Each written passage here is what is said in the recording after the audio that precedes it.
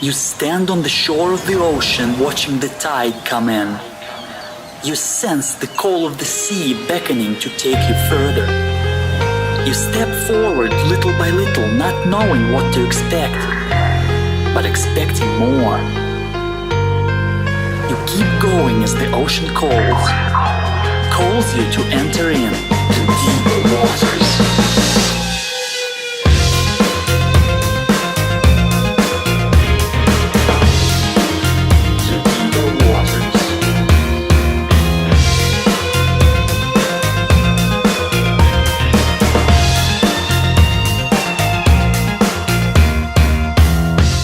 Hello everyone and welcome to the Deeper Waters podcast. I am Nick Peters, your host, seeking to bring you the very best in Christian scholarship and apologetics. And today, we are going to the heart of the matter here. We are going to be talking about the resurrection of Jesus. It's my contention, this is the central claim. All the theistic arguments in the world could work. But if a resurrection isn't true, then let's pack it up and go home and find some other belief system, because Christianity's done as far as I'm concerned. So who's coming on to talk about the resurrection? This time is Tony Costa. He's earned a BA and an MA in the study of religion, biblical studies, and philosophy from the University of Toronto. He received his PhD in the area of theology and New Testament studies from Radboud University in the Netherlands. His area of expertise is biblical and systematic theology, cults, the New Age movement, and comparative world religions with a specialization in Islam. Tony is also an ordained minister of the gospel. As a Christian apologist, Dr. Costa gives reasons for the valid belief in Christianity and also advocates for unique claims of Jesus Christ. He also lectures and debates at various universities and colleges on the existence of God, Muslim-Christian relations, as well as the credibility of the Christian faith. Tony is a professor of apologetics for Toronto Baptist Seminary. He also teaches as an instructor of the School of Continuing Studies at the University of Toronto in the area of New Testament studies and Second Temple Judaism. He serves as an adjunct professor of Heritage College and Seminary in Cambridge, Ontario, and Providence Theological Seminary in Franklin, Tennessee. Tony is also a member of a network of Christian scholars in Canada. He has lectured throughout Canada, the United States, and overseas. He is the author of Worship in the Risen Jesus in the Pauline Letters, New York, Peter Lang Publishers, 2013, as well as a contributor of scholarly essays in Christian origins in Greco-Roman culture and Christian origins in Hellenistic Judaism, and various journals. Tony is happily married to a wonderful wife, has 3 children and a grandson, and resides in Toronto, Canada. And today he resides on the Deeper Waters podcast. So welcome to the Deeper Waters podcast, Dr. Costa. It's my pleasure to be with you, Nick. I'm looking forward to a great show. If my audience doesn't know who you are, can you tell us a little bit about how you got to be doing what you're doing?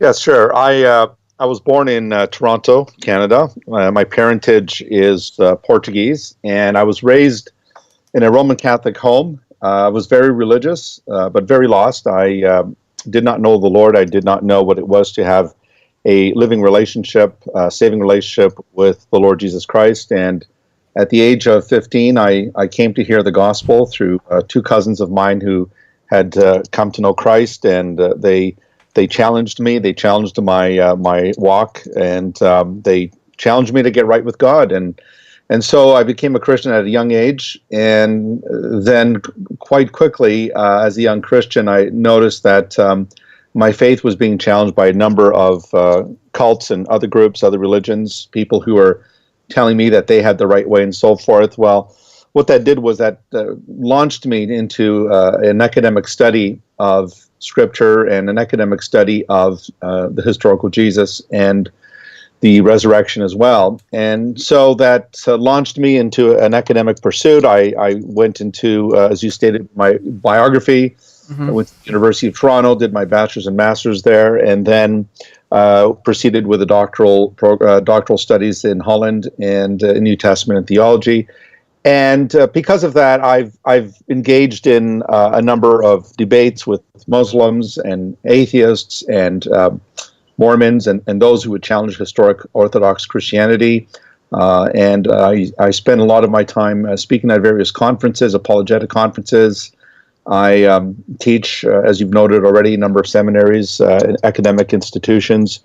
And so my calling in life, the Lord has called me to equip the saints, to give reasons for why we believe what we believe, and to know what we believe.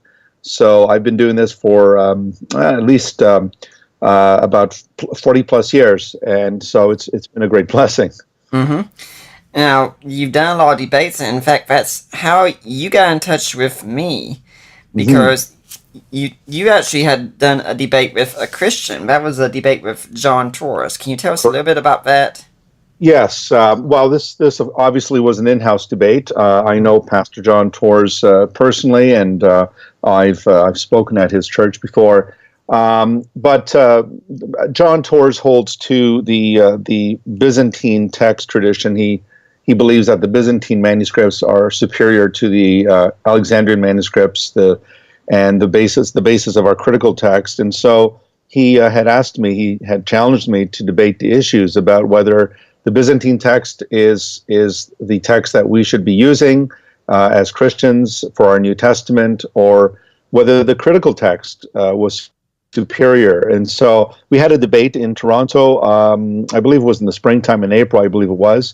And so it was an in-house debate, but it was edifying in the sense that it brought this very important issue to the fore. And a lot of Christians are not familiar with these issues, and these are very important issues because there's, of course, the King James only movement that has basically caused a lot of division among Christians in endorsing just one version of the Bible, that is the King James version, and this has led to a lot of ignorance and unnecessary fractures in the body of Christ. And so I thought it was an important debate. It's available online as well. So I think that Christians should engage in those in-house debates.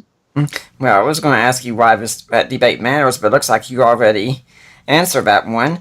So how about this debate, though, you can take part in, the resurrection of Jesus? I mean, why does this really matter for Christians? Well, I think the resurrection of Jesus is as you pointed out, Nick, it is the foundational doctrine, the foundational element of Christianity, is the very heart of Christianity. If you remove the resurrection of Jesus, you've just removed the heart right out of the body, and you've rendered it dead. And therefore, unlike other religions like Islam and Buddhism and Hinduism, Taoism and Sikhism and Judaism and so forth, those religions can survive without their leaders. They can survive without their leader being alive. And so what distinguishes Christianity, of course, is that Christianity is based first and foremost on that event called the resurrection. And as Paul pointed out, if Christ is not risen, then our faith is vain. And we might as well pack up, like you said, and go home. And we might as well just terminate this Skype call because we're just wasting our time here as well if we believe the resurrection. And so it is the one unique feature of the Christian faith, unlike any other religion or any other movement. If this event did not happen, then we might as well just close down our churches, put them for sale, and just move along and find another worldview. Mm-hmm. Well, if you were going up to a man on the street and just making a basic case for a resurrection of Jesus, what would you say? I think that on an evidentialist side, I would cite what, of course, Dr. Gary Habermas and Dr. William Lane Craig, and also your father-in-law, who is a very good friend of mine, Dr. Mike Lacona. We studied under the same doctoral supervisor. We had the same Dr. Vater, the same doctoral father.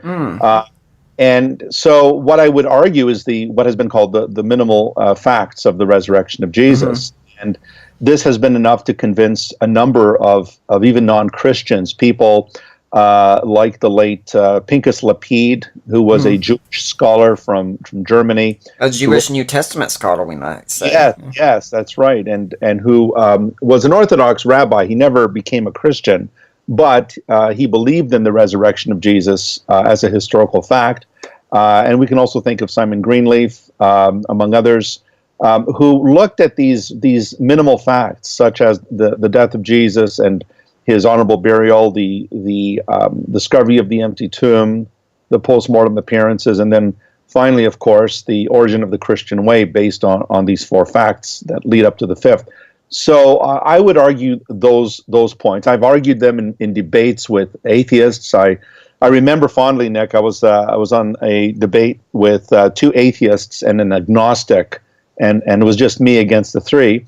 And I brought up these minimal facts, and they had a tough time refuting them. So one of them tried to refute the burial of Jesus, trying to argue that it wasn't historical, and thereby dismantling the whole argument. But he couldn't. The evidence was so strong, and all the rival arguments, the rival theories that try to dismiss these minimal facts, have really all fallen by the wayside. It's something interesting. You were on Unbelievable debating the resurrection once. I think it was against Ed Atkinson. Yes, correct. And they had, on the maybe past year or so, Gary Habermas against James Crossley. And as soon as Gary Habermas got done with the minimal facts, Justin Browley, the host, turns over to James Crossley, who is an agnostic or an atheist, whichever one. I mean, functionally it's the same for the purpose of debate. And he said, well, what do you think about it? He said, I'm willing to grant all of those. It's no problem. Right. Yeah, if you went to the scholars in the field wouldn't have any major issues for the most part. Maybe on the burial of Jesus you might find a few. But for everything else, it's not a big deal. No, it's not. It's pretty much granted. And I liked that you brought up Pincus Lapide, because I remember I was on the show once, Atheist Analysis, and he asked me, are there any scholars out there who believe in the resurrection of Jesus and aren't Christians? I said, Pincus Lapide. Right. Right. We could also think of Geza Vermesh, who,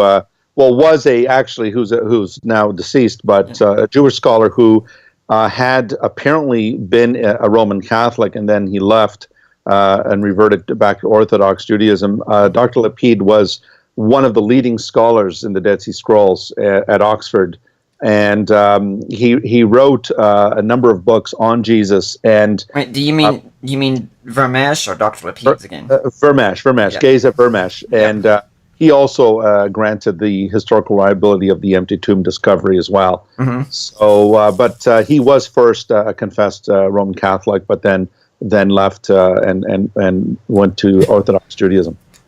Now, the thing is, you present your case, so I'm going to be trying to give some friendly fire and poking holes in it and such from time to time, if I can, just seeing how well it stands up here.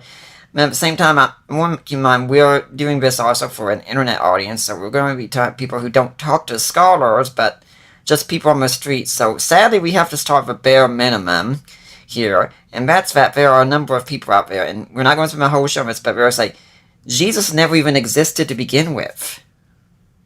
Yes, the Christ myth theory is actually one that has been, I think, in my opinion, vigorously refuted by even people like Bart Ehrman. I mean, Bart Ehrman, who's no champion of Orthodox Christianity, was at one time, according to his own admission, but now definitely not.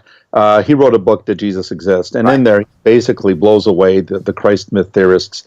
And the arguments that they marshal are extremely weak, and their sources that they cite are also not scholars in the field of New Testament studies. The one probable exception would probably be someone like Robert Price, who wrote a book, Jesus is Dead.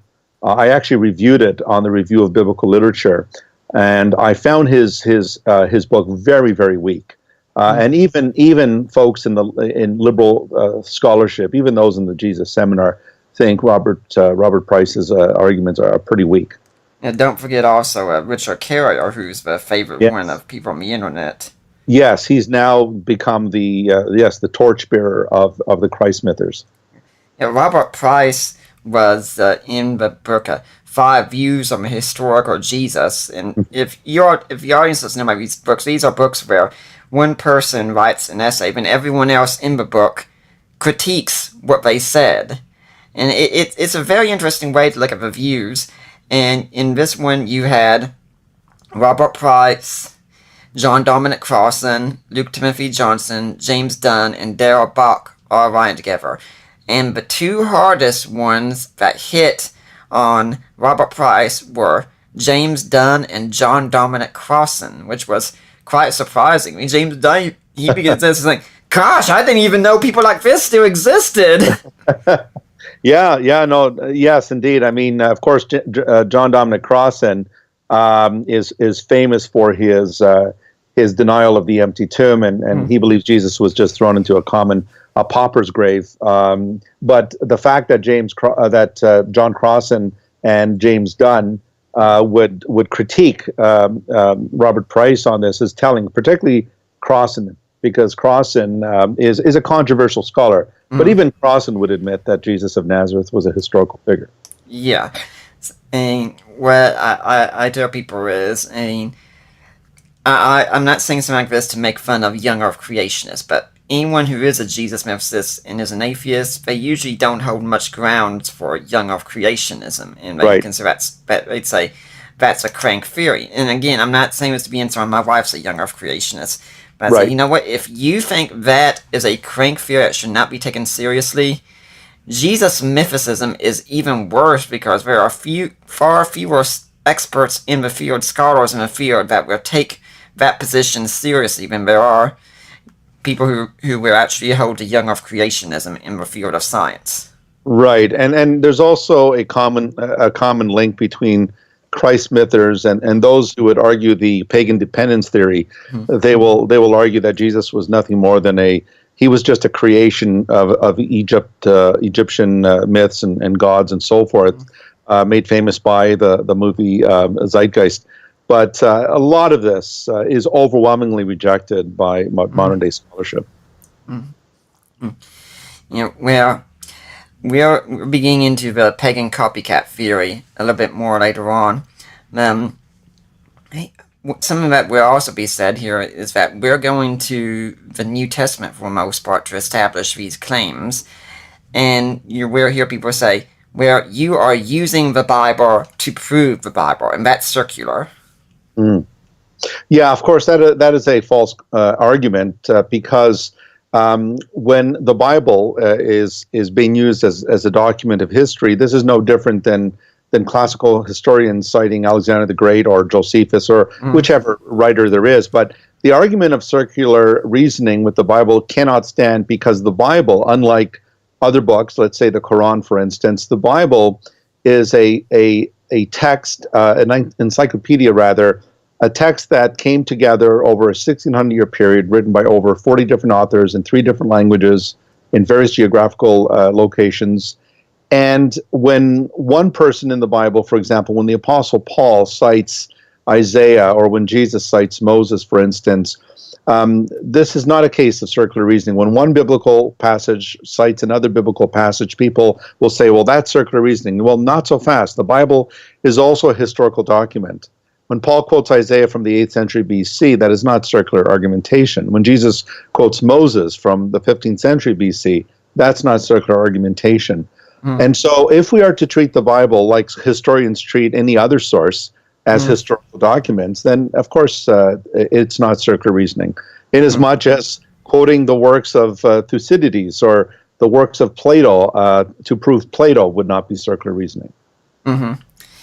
Yeah, I think people who do this, they don't really understand how debate takes place in scholarly circles. I mean, if you were presenting this approach to most any scholar of New Testament out there, they would have no problem with you citing Matthew, Mark, Luke, John, and Paul as witnesses. Now, they would question a lot of the claims in there, no doubt. They wouldn't treat them as inspired or inerrant, but they'd still say, these are primary sources, we just have to sift through and find out what's true and what isn't. Yeah, what they mean by that, Nick, of course, is I have a worldview, and I'm going to analyze these texts through the lenses of my worldview, which is fine. We all have a worldview, but the issue of the resurrection of Jesus, for instance, the historical documentation is pretty strong and sound.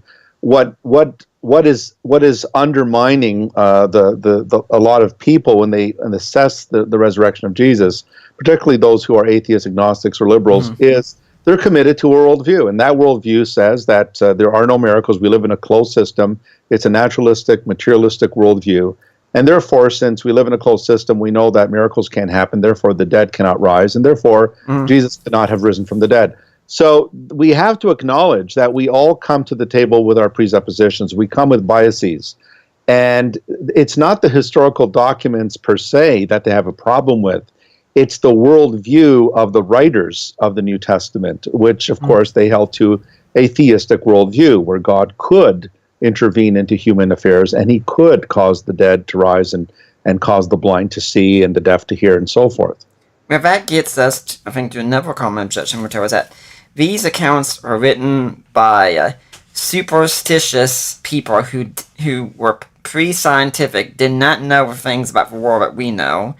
So naturally, they're not going to have any problem with a dead man coming back to life. Right, right. Well, as you know, Nick, I mean, we do have I think one scholar, I think it was Nicholsberg, once said that that there's a lot of academic snobbery. We tend to look at the ancients as if somehow they were backwards, that they were regressive, and that they were not as enlightened. So there is an arrogance in that type of approach. The Romans, for example, were brilliant engineers. They built aqueducts, they built roads, they created the idea of the highway, the roads around the empire, and so forth.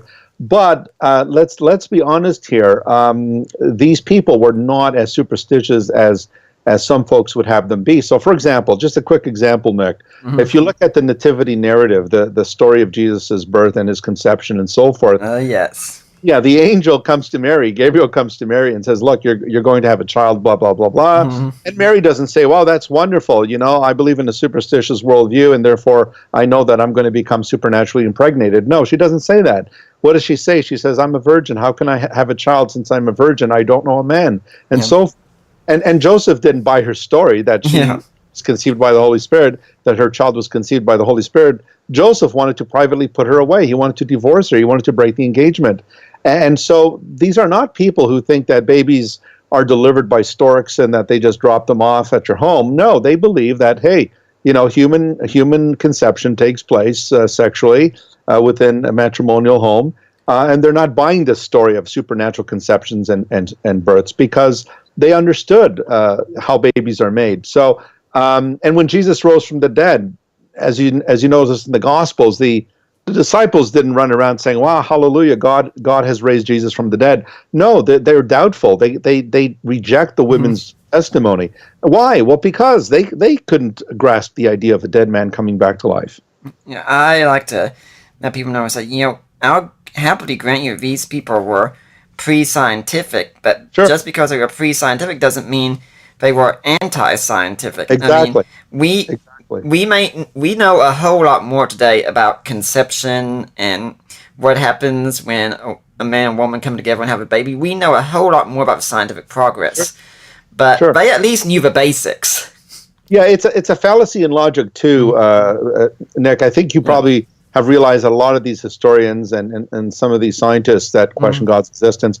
I think it was who was it now? There was someone who recently pointed out that a lot of these scientists and historians, I think it was Dr. Michael Heiser, actually, Old Testament scholar with Logos software, he pointed out that he thinks it's essential that scholars take courses on logic because this is a fallacy. It's the opposite of the argument from age, which says, well, since something is very old, it cannot be true. Well, the flip side of that fallacy is, well, since it's new, it can't be true.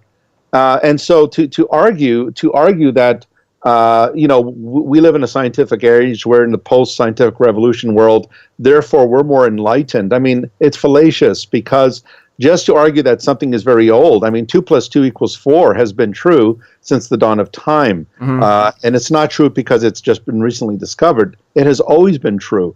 So to argue that the ancients, something was written 2,000 years ago, means that it was not scientifically true. I think it's a fallacious argument. It's a non sequitur. It just doesn't follow.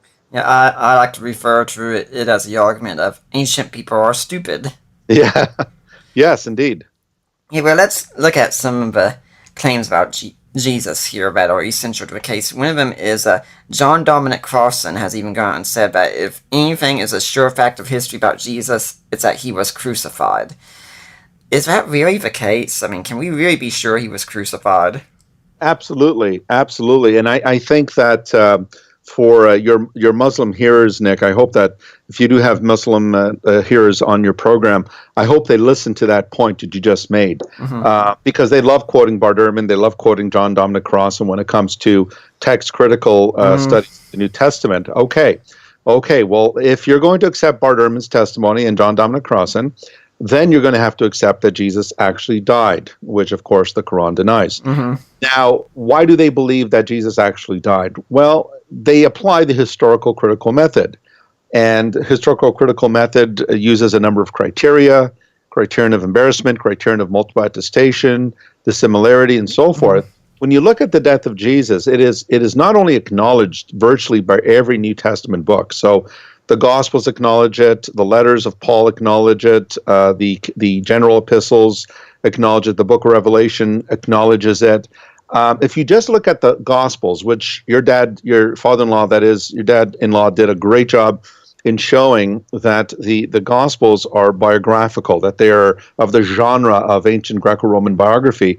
Well, if you look at the Gospels, and you look at Matthew, Mark, Luke, and John, and even if you take the Markan priority view that Mark wrote first, there is still material unique to Matthew, material unique to Luke, the L material, the M material, the fourth gospel, and then there's something called Q, the quelle, the source of sayings that some scholars believe Matthew and Luke used. Well, if you take that and you take Paul's testimony and you put them together, what you find is you have this multiple attestation that Jesus died. But outside of the New Testament, you also have testimony from Tacitus, you have testimony from Suetonius, even the Babylonian Talmud mentions the execution of Jesus of Nazareth. And Lucian and Josephus. Even the Testimonium Flavium that is usually questioned.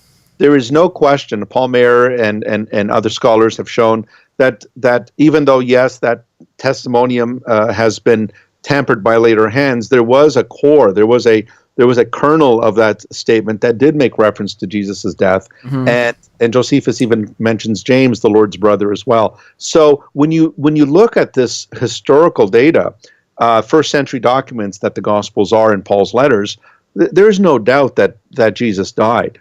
And the Greco-Roman sources and the Talmud, etc. So there's no reason to deny that. Now, scholars will grant that because there's nothing supernatural about a death. Yeah. We all die. The death rate is still one per person. And so to mention the death of Jesus in the New Testament as a historical fact, I don't know of any conservative scholar, liberal, or even an atheistic scholar that denies that, other than the folks who deny Jesus never existed, or Muslims who, for theological reasons, will reject it because the Quran rejects it. Yeah, and I actually don't know right off of any New Testament scholars that are Muslims. No, I don't know any. Yeah. Now, that we could accept that Jesus was crucified, but, maybe he just didn't really die. I mean, there is the swoon theory out there. Jesus was crucified, and he gets put in the tomb, and somehow, like, the cool air of the tomb, or the spices that Joseph of Arimathea used, that those revived him. So... yeah, the swoon theory is actually a very old theory that actually was put to bed a very, very long time ago. The fact that scholars would even try to use it today stupefies me. I mean, if you are familiar with David Friedrich Strauss, he wrote a book called Das Leben Jesu, the Life of Jesus, critically examined, back in... Now, Strauss was a die-hard conservative Christian, wasn't he? No, not at all. He was a die-hard liberal critic of the New Testament, very sharp critic. And he basically paved the way for Rudolf Bultmann and others and their ilk to come along and also question a lot of the details about the historical Jesus. But what Strauss did in his book in 1835, he basically critiqued the swoon theory. He said, look, this idea must be abandoned, he said, because it does not adequately explain the high Christology that we find in early Christianity. How is it, he said, that these early disciples of Jesus, if Jesus had escaped the tomb and went off and met with the disciples, the first thing that they would be saying is, we got to get this guy to a hospital.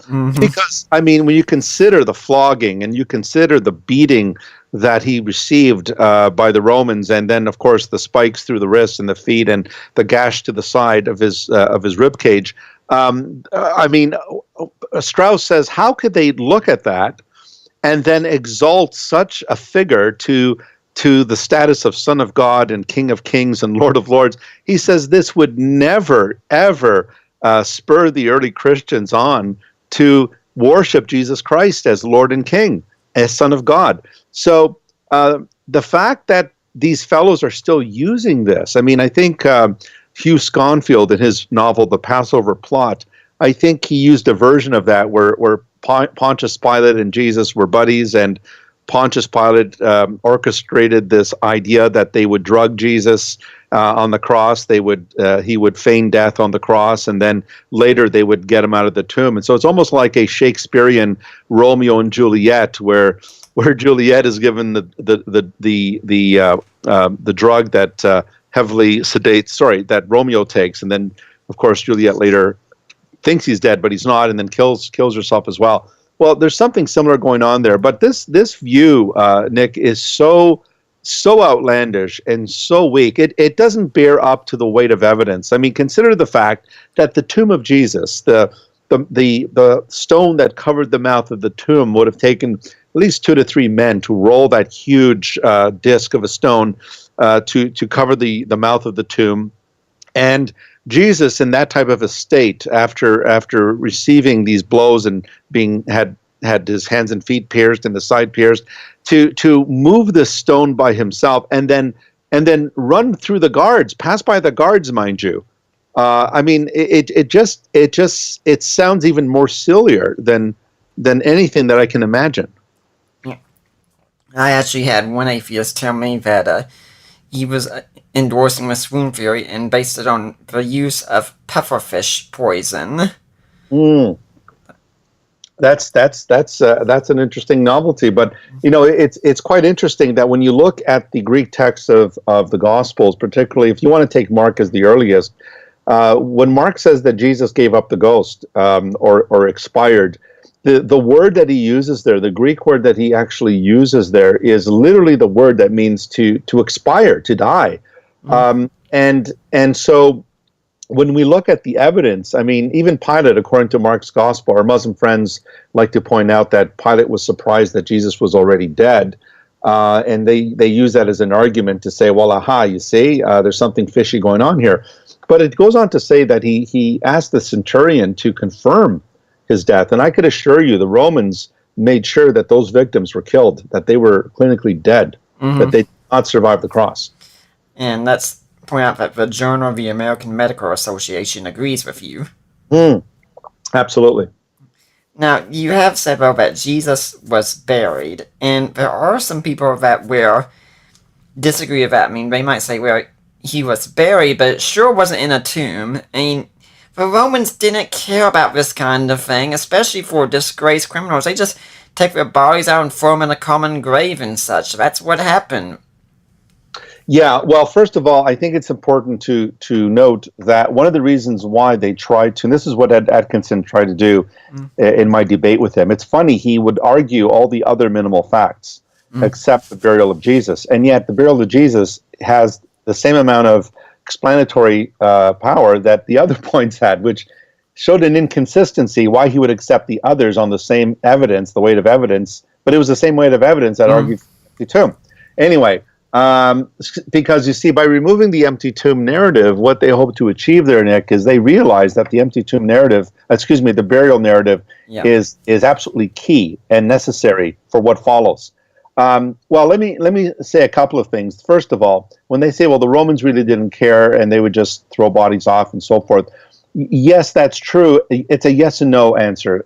Yes, they would take common criminals, common thieves, and they would sometimes leave their bodies on the cross for days and let them be eaten by birds of prey and wild dogs and so forth. However, there was an agreement between the Jewish rulers or the Jewish leadership, the high priest in Israel and Jerusalem, and the emperor. And part of the agreement was that during festal seasons, during seasons like Passover and holy Jewish festivals and so forth, there was an agreement that respect and honor was to be shown. And you will notice that you find that in the Gospel of John where the religious leaders go to Pilate, but they will not enter into his residence because it was the Passover and they didn't want to defile themselves. There were certain exceptions given by Rome to the leadership in Jerusalem. There are certain things that they had exemptions on, and one of those things was that during holy feasts like the Passover, they could not leave the body of a criminal hanging on a tree, according to Deuteronomy 21, because this would defile the land, particularly during the times of Passover and tabernacles and so forth. And so there was permission granted, and that's what you find. Joseph of Arimathea, a member of the Sanhedrin, goes to Pilate and begs for the body of Jesus, and Pilate grants him his request. Now, what's also important to realize here is that if you read the burial of Jesus, there is nothing, again, extraordinary about it. The practice of giving an honorable burial to a Jew, for instance, is something that is heavily entrenched in Judaism. The most scandalous thing you could do is leave a body unburied, leave it open to the elements and so forth. And so what Joseph of Arimathea did was he did something that was considered highly pious in Judaism, to give a deceased son of Abraham a proper burial. And so when you read the burial accounts, you will notice that people like Rudolf Bultmann and John A.T. Robinson, again, critics, liberal, would be considered left-wing liberals in New Testament scholarship. Both Bultmann and Robinson both acknowledge that the burial of Jesus is one of the most reliable historical stories that we find in the Eastern narratives, Passion narratives. And so there's nothing extraordinary about the burial of Jesus. And we have cases in Josephus where Josephus tells us that a number of his friends had been crucified, and Josephus had obtained permission to take them down.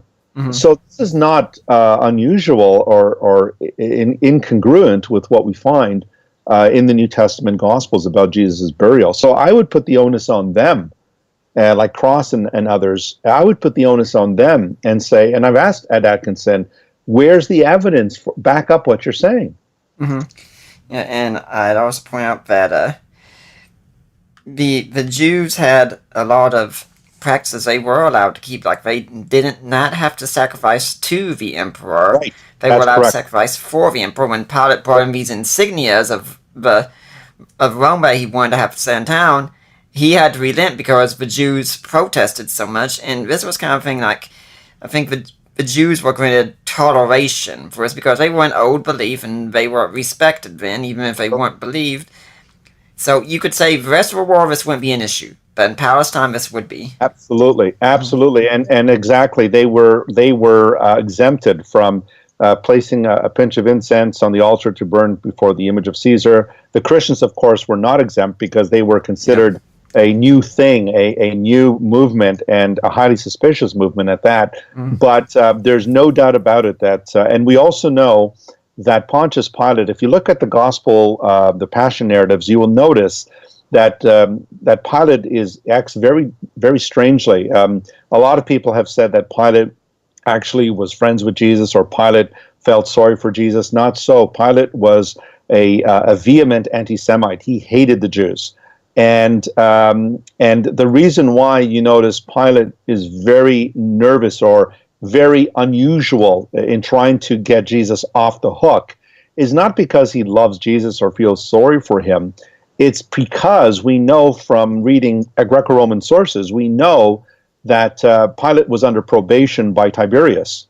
And basically what the emperor had warned Pilate about, because as you just noted, Pilate had done things to stir controversy, and Tiberius got news of this in Rome, and basically we learned that he put Pilate on probation and basically said that if he goofs up, if he disrupts the peace in Judea, he's going to face the emperor himself.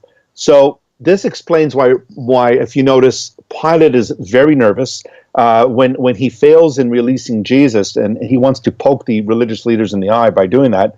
you will notice that the religious leaders say to him, if you let this man go, then you are no friend of Caesar. And that title, friend of Caesar, was an honorary title that was given to certain Roman citizens. Pilate had that honorific title. And basically what they're saying is, if you are someone who is honored by the emperor, if you are a friend of Caesar, then if you let this man go, then you show yourself to be a traitor, because there is no king but Caesar. And so if you look at the gospel accounts, they resonate with historical accuracy. It's incredible that people would still have to resort to arguments to question the burial of Jesus. I also think that it's my understanding that Sejanus was one of Pilate's big supporters and Right. such. And if the timing's accurate, he was just executed, I think, for treason, insubordination, something of that sort. And so Pilate could have been thinking, I'm next in line. Right, absolutely. Absolutely. And so, because you see, let's face it, Nick, I mean, growing up, I was raised in the Roman Catholic Church, and we were raised to think that Pilate was really sorry about, feeling bad about Jesus. Yes, Pilate's wife did have a dream in which she thought, do not harm this innocent man, and so forth. But what we know about Pilate historically is very different, because I don't know if you're familiar with this, but in the Coptic Church, Pilate is actually considered a saint. He's been canonized as a saint in the Coptic Church of Egypt. But the fact of the matter is, Pilate really did not care for Jesus. He was simply trying to release him because he wanted to get back at the religious leaders, and he knew that they wanted him dead. He was trying to basically poke them in the eye by letting Jesus go. And then he was pushed up against the wall and basically told, you don't comply, we're going to report you back to the emperor. So absolutely, Pilate was reluctant to give in to the religious leaders, but once they pushed him against the wall, he had no other choice but to have Jesus crucified. Yeah. Now, Bart Ehrman has, in his book, How Jesus Became God, he's argued against the idea that Jesus was buried, and something that's noteworthy about this, and Greg Manette said this on my show. I'm sure you're familiar with Greg Manette. He's doing his PhD. Right. Yeah, he's doing his PhD on the burial of Jesus, and he said Right. that Bart Ehrman does not interact with any scholars who specialize in Jewish burial practices at the time, and that includes Jody Magnus, and that name is significant because she's a Jewish scholar specializing in this, and she teaches at the very university Bart Ehrman teaches at, and she was, in fact, he tells me, hired by him, and yet not once has she interacted with in that. Yeah, no, it's very sad. It's very sad because, and absolutely, there's a lot of good work that's been done here in Jewish burial practices. But it's unfortunate that Bart Ehrman has basically ignored that wealth, that trove of scholarship. Mm-hmm. Something I usually say about reading Bart Ehrman's is that he generally has a habit of ignoring the very best critiques of his position.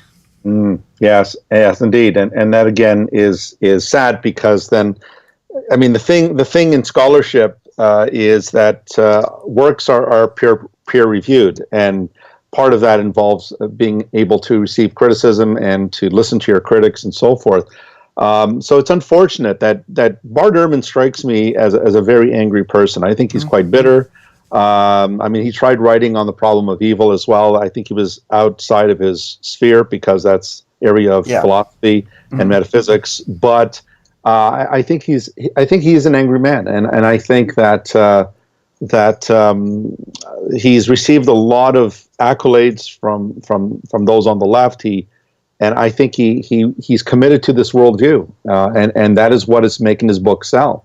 Mm-hmm. And so it's unfortunate that he doesn't engage with his critics.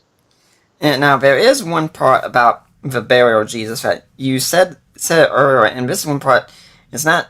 I'm not playing skeptic here, because this is one part I actually would disagree with you on here, and we can have a little discussion here. And that's that you spoke about Jesus' honorable burial, where I would say he actually had a dishonorable burial, that Joseph and Nicodemus tried to help improve the honor of it, but the burial was still shameful in itself.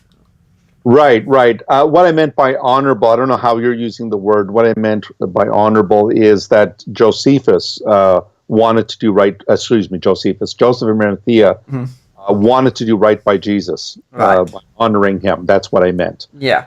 But yes, thank you for mentioning Nicodemus there, because Nicodemus only appears in the fourth gospel, in the burial narrative in the fourth gospel, and you have this this enormous amount of spices that are mentioned there, the weight and so forth.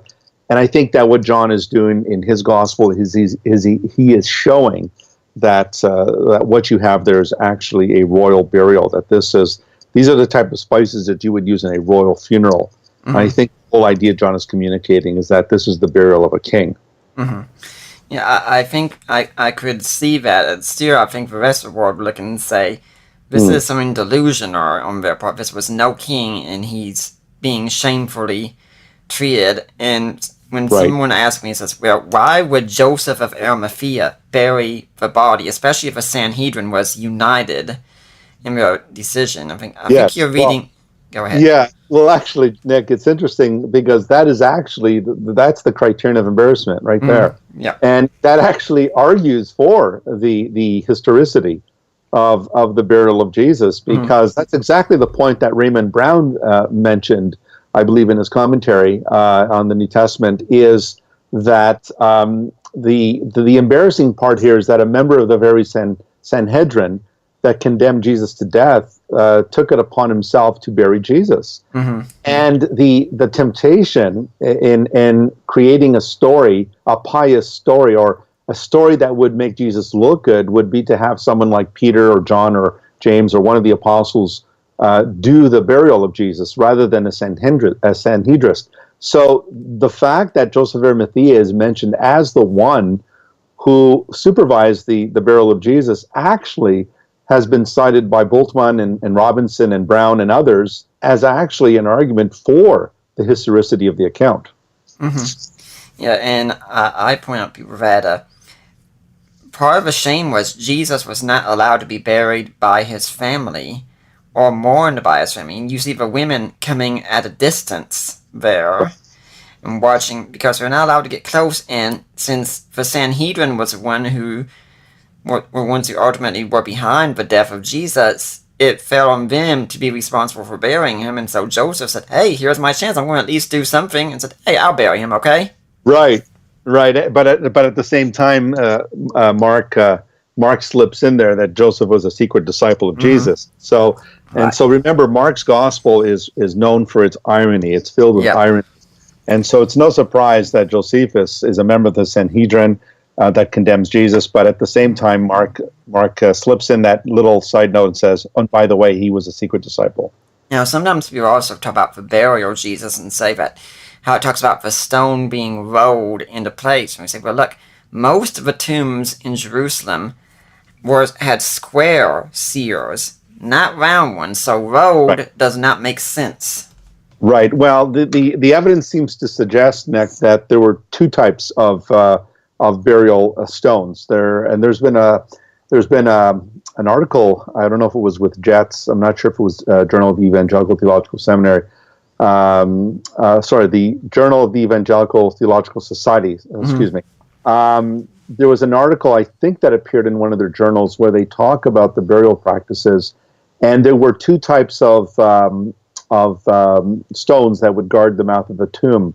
They were either circular or disc-like, or they were shaped. They called them. I think the word they used was cork. They looked like a cork. That it was basically a boulder of a rock that they would use to just close the mouth of the grave. And so, what these studies suggest is that they used both. Well, let's move on then. Assuming that the burial has been granted, what about the empty tomb? I mean, just because he was buried doesn't mean the tomb was found empty. Yeah, I mean, a body that's been interred and then the tomb is found empty. Of course, no one today would conclude that someone has been risen from the dead. If a body goes missing from a morgue, nobody concludes that that person has been risen from the dead.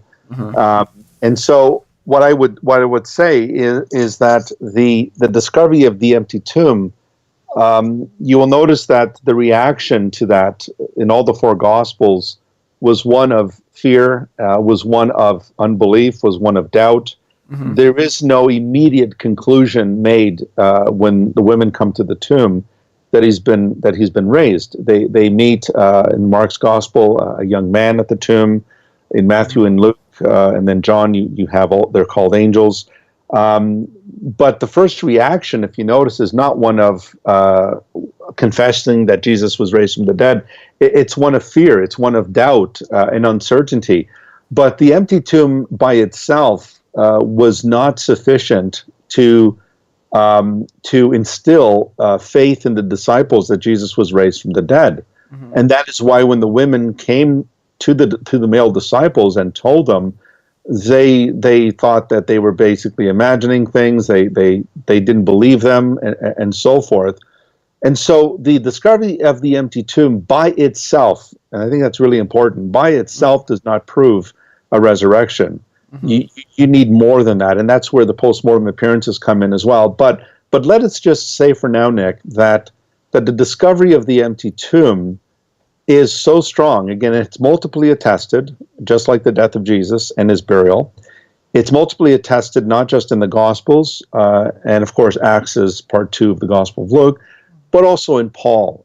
In Paul's, that early creed in 1 Corinthians 15, 3-4, Paul cites a creed there that James Dunn has said was circulating within months after the death of Jesus, which is extremely early in classical history, or in first century history.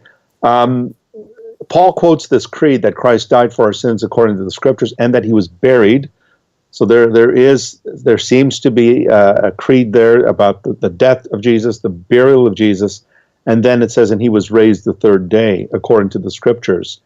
And therefore, even in Paul's citation of the creed, people say, well, Paul doesn't mention an empty tomb, but if we know Paul is a Pharisee, we know one thing about the Pharisees: they believed in bodily resurrection. So for Paul to cite this creed, which is believed to be pre-Pauline, that is, it came from the disciples prior to Paul, then what that implies is that the raising of Jesus would imply leaving behind an empty tomb, because the Pharisees held to a physical resurrection of the body. Well, I'm going to give you a little bit of pushback, man, and we'll get to the appearances later on, but Sure. You know, what people were saying was that, look, Pharisees may have believed that, but Paul himself didn't. I mean, he says it's a spiritual body, and he compares it to a seed that's planted in the earth, not in a tomb. I mean, doesn't that go against it? I mean, Jesus raised a life-giving spirit. Right. Well, no, because the idea of the seed, of course, the seed in the earth is simply an analogy of the burial of the body in the grave and so forth. But even the spiritual body that Paul speaks about, it's important to realize that the what he calls the soma pneumatikon there, the spiritual body is not a spirit. A lot of folks confuse the spiritual body with a spirit, that is a pure spirit like an angel. A spiritual body is still a body. And what Paul is distinguishing there is between the natural body, and that is the body that we possess now, and the spiritual body, which will be a resurrected body. So if we ask the question, what does a spiritual body look like? Well, the only way we can ascertain that is to ask ourselves, if a spiritual body is a resurrection body, well, who's the only person we know that has a resurrected body? Well, it'd be Jesus. And when we look at Jesus in the Eastern narratives, what does that body look like? Well, it's tangible. It can be touched. He could consume food, but at the same time, he could vanish. He could disappear at will and then reappear in the midst of the disciples when the doors are closed. And what I usually do when folks bring this up, and I know Richard Carrier, it's one of his favorite passages that he cites against the physical resurrection, is what I do is I take them to 1 Corinthians 2, where Paul uses the exact same adjectives, the sukikon and the pneumatikon, the natural and the spiritual, and he applies it to the natural man and the spiritual man. And there he says the natural man does not receive the things of God, but the spiritual man discerns all things. Well, when I talk to my Jehovah's Witness friends who deny the bodily resurrection of Jesus, they say, well, look, Jesus has a spiritual body, therefore he's a spirit. Well, when Paul says to the Corinthians that the spiritual man discerns all things, is that a spirit? Is that a spiritual person that he's referring to? That is a non-physical entity? Mm-hmm. Well, of course not. When Paul says you are in the spirit, not in the flesh, it doesn't mean you're a spirit. He means you're oriented by the Holy Spirit. Mm. And so what I would say is that the idea of a spiritual body is, to Paul, a resurrected body, but it's still bodily. Mm-hmm.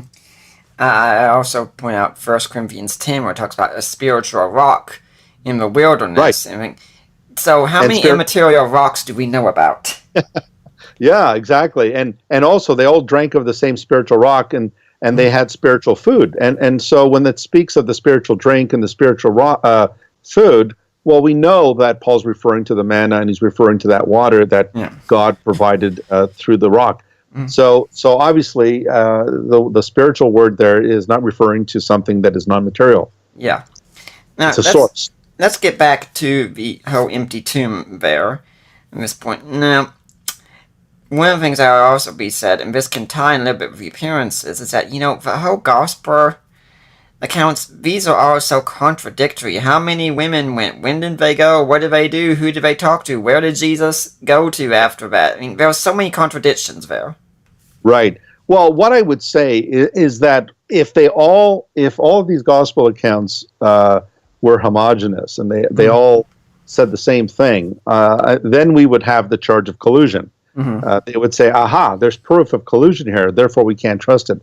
So in one sense, the Gospels are condemned and they're not condemned. They're guilty on both counts. That is, what I usually argue with that is that it's precisely, again, the incongruity between the sources that actually show their validity.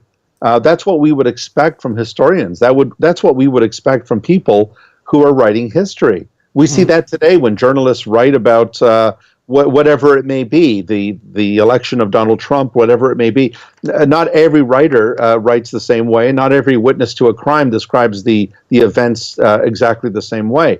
I think that what the gospel writers have done is they've collected this pool of data, and what they've done is they've selected from this pool of data elements of the Eastern narratives that are relevant to their audiences. And so, if Matthew's writing to a Jewish audience, he's obviously going to use material that is germane to his Jewish audience. And if Mark's writing to, let's say, a Roman audience, he's going to use material that's germane to the Roman audience. But notwithstanding these alleged contradictions, I don't think they're contradictions at all. But notwithstanding these discrepancies, this does not negate the core elements, and that is, we have an empty tomb in all of the narratives. We have women coming to the tomb. We have an appearance, whether it's of a one man or two men that are angels.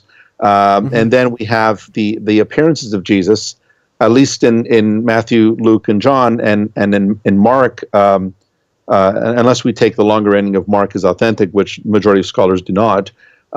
Those post-mortem appearances are anticipated in verse 5, that he will go before you and see you in Galilee. I find it interesting that whenever the Gospels all agree with one another, they're all copying from Mark, so that's what's going on. Whenever they differ, it's like, see, you can't trust them. Yeah, so it's, again, excuse my language, you're damned if you do, you're damned if you don't. Yeah. So either way, you're condemned. And therefore, if they all say the same thing, there's collusion. Mm-hmm. If they don't say the same thing, there's contradiction. Mm-hmm. But what they never face is the fact that there is no denying of the central facts. I'll give you a quick example. When Polybius and Livy, two different writers, one is a Latin writer, Roman writer, the other one's a Greek writer. When Polybius and Livy were talking about Hannibal crossing the Alps, one of them says, well, he came from the north. The other one says he came from the south. But historians don't throw that up in the air and say, well, I guess we don't know anything about Hannibal crossing the Alps. They say, no, both Livy and Polybius say he crossed the Alps. Now, whether he came from the north or the south, is irrelevant. It's not germane to the point here. So historians work with this type of material all the time, and they don't dismiss the core elements of these documents as true just because some of the details are not the same.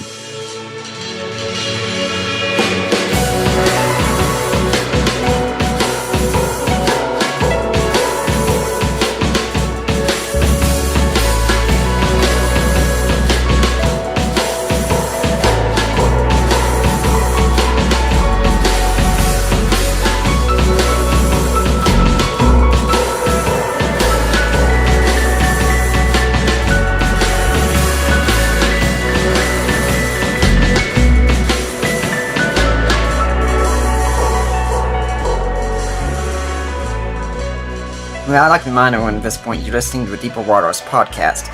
My guest is Dr. Tony Costa. We're talking about the resurrection.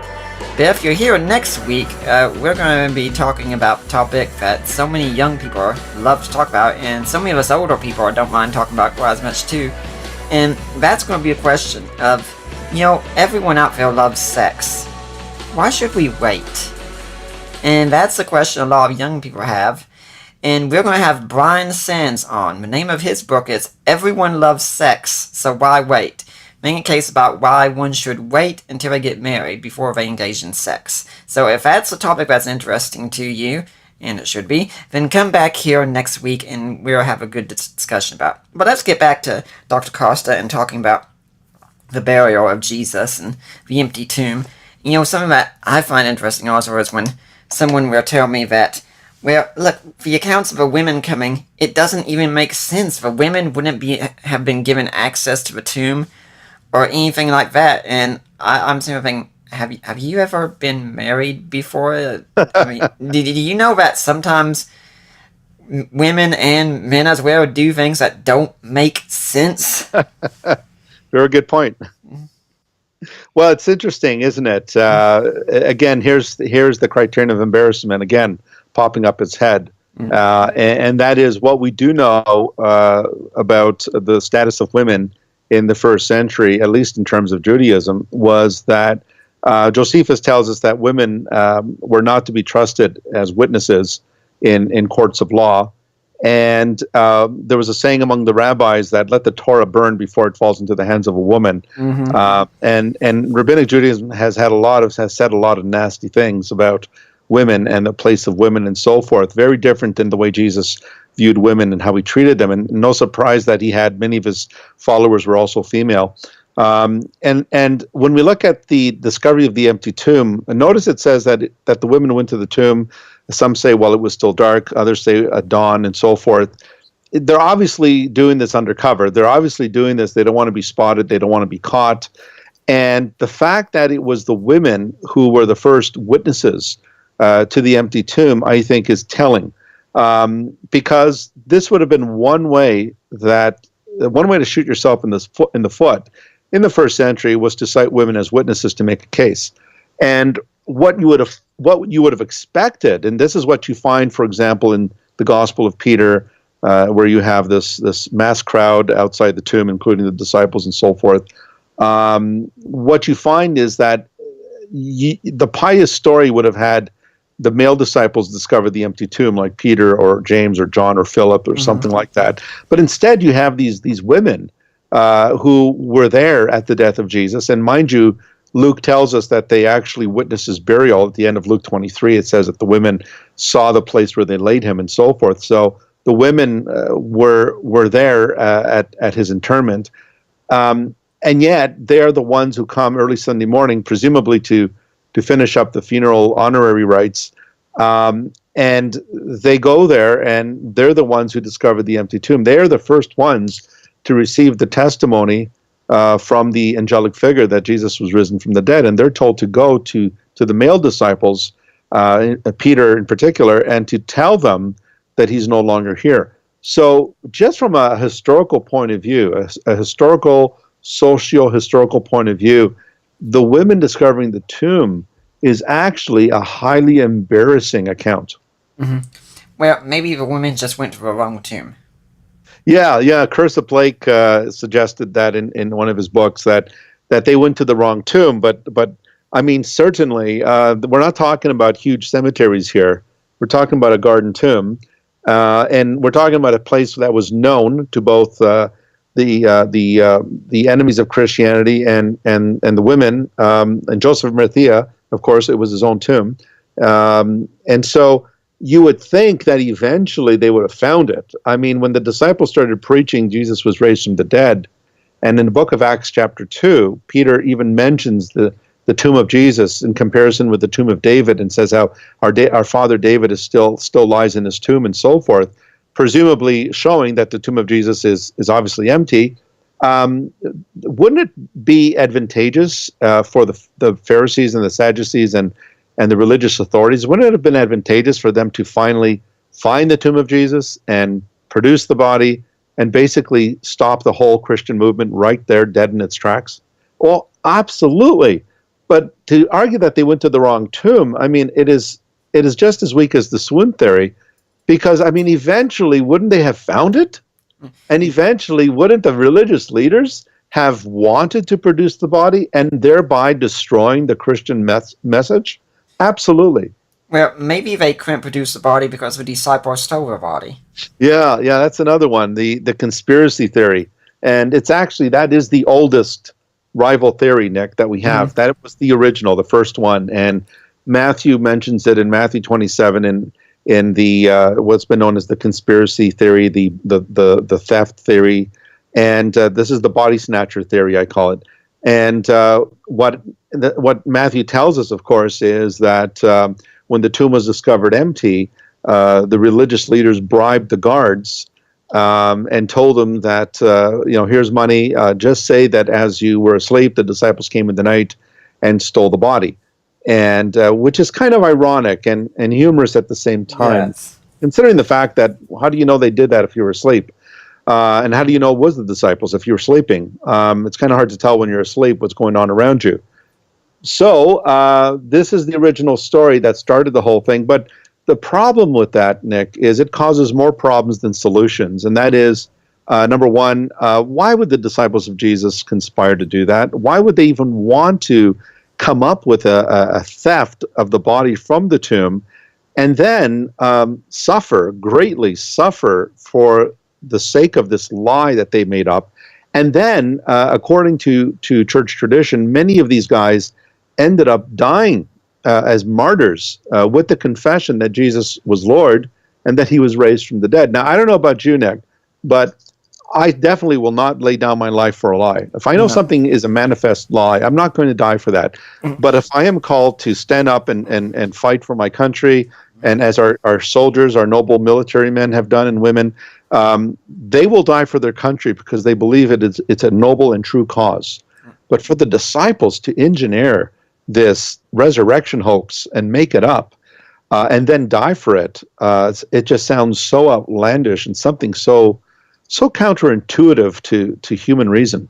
If anyone's wanting some more information on the martyrdoms of the apostles, go look in our show archives. I think it was earlier this year we had Sean McDowell on, who did his PhD on that topic, so you can get some more information there.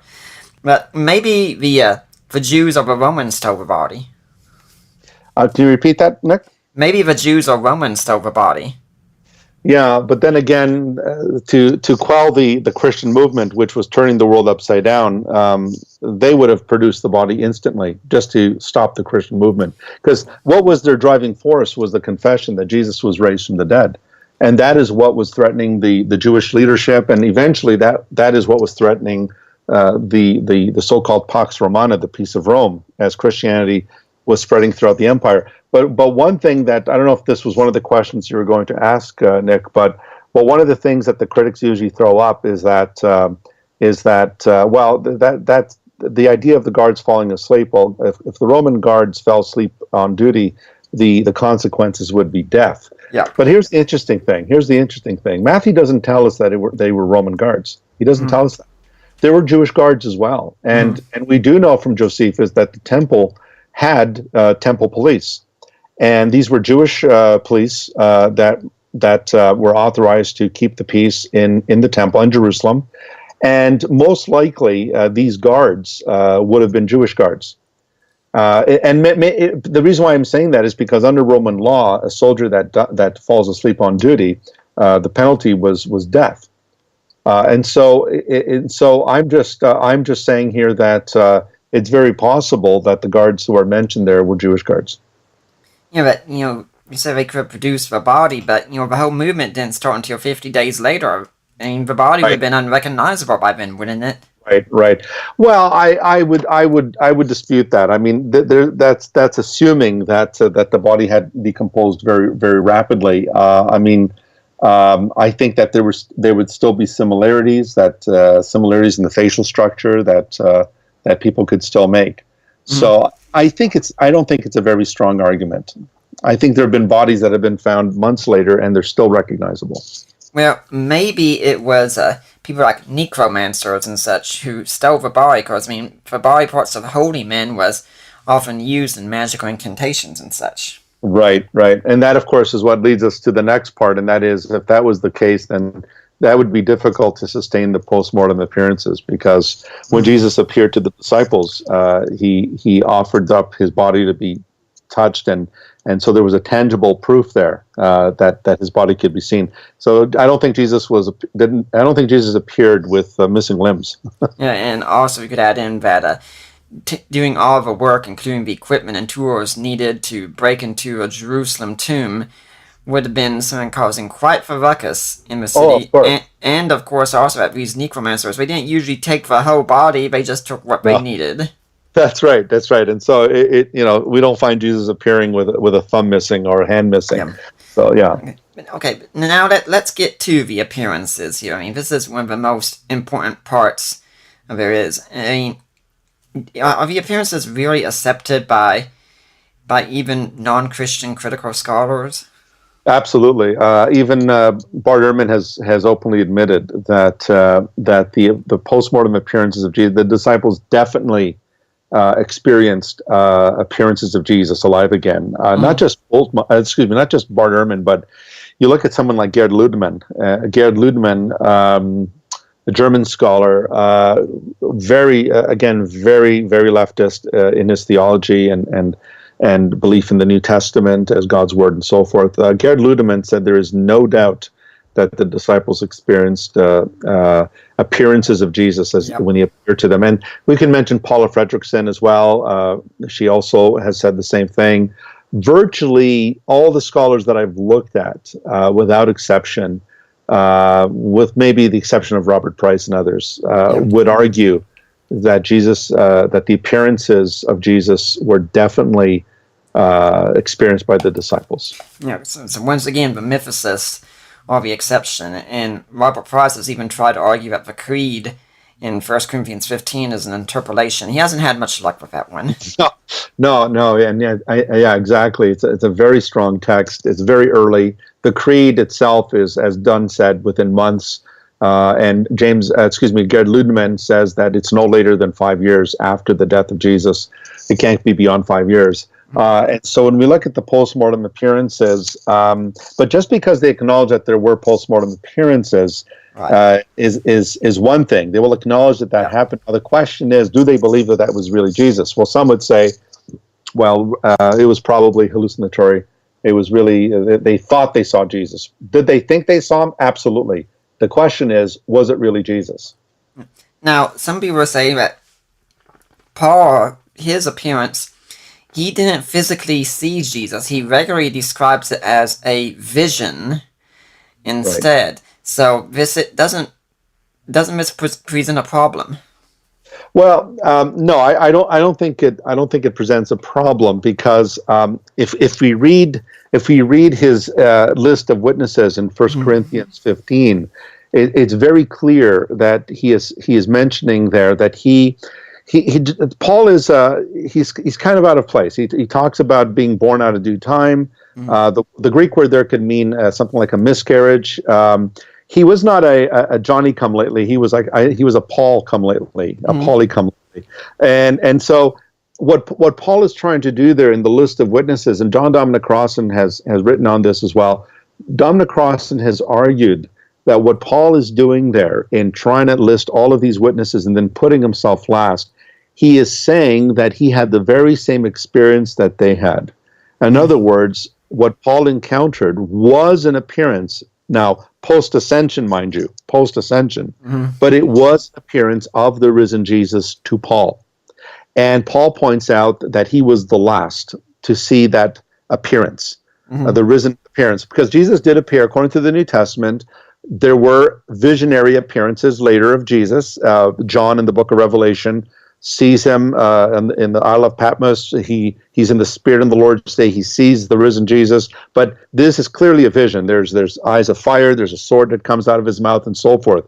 But in terms of the last witness to the resurrection or the resurrected Jesus, Paul clearly places himself as the terminus. He is the end, the last of the witnesses.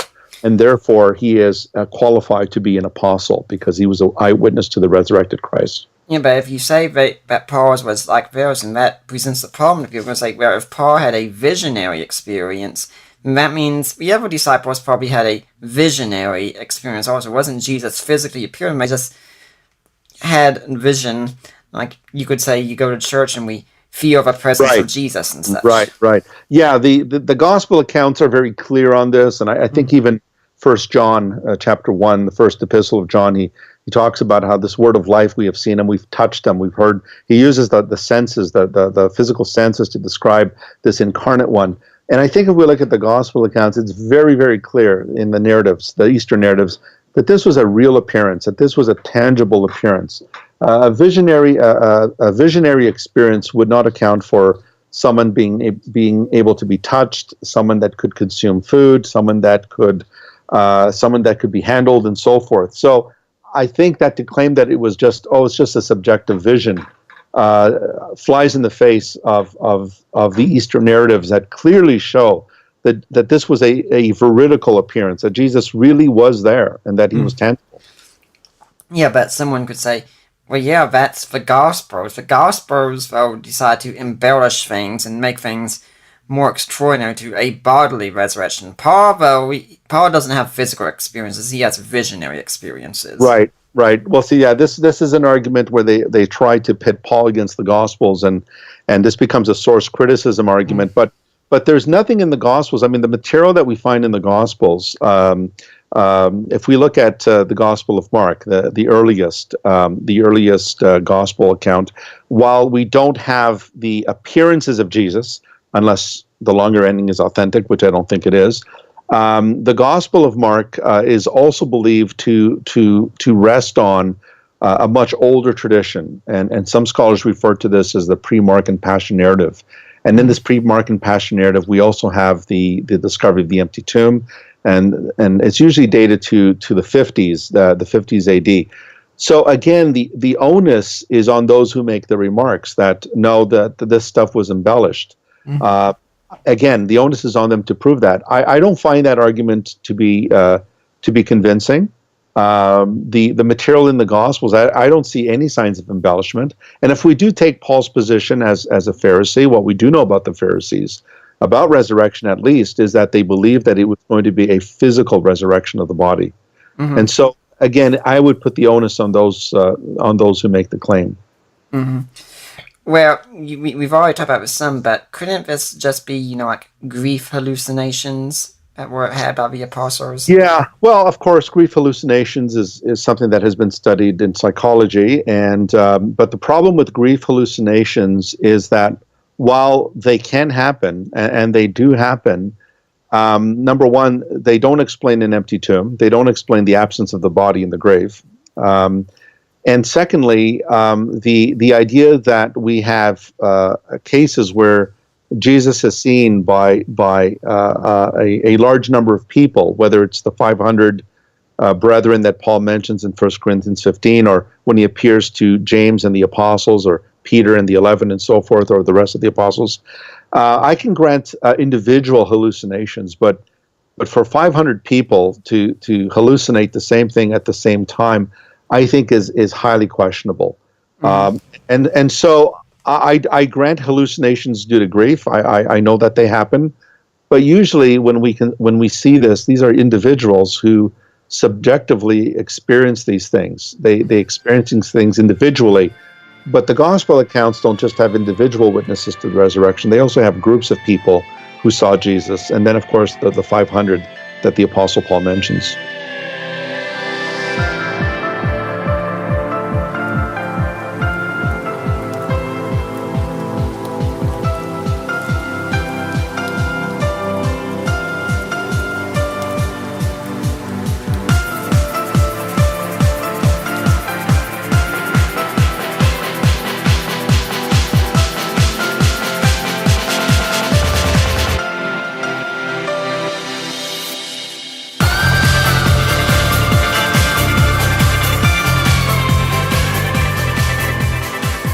I'd like to, before we go further, I'd like to remind everyone you're listening to the Deeper Waters podcast. Everything we do here is supported by people like you, and this is an operation that it's me, and I've got a sound guy who does a lot of the sound equipment, does it all volunteer basis, and my ministry partner puts this up on YouTube, again, all volunteer and such.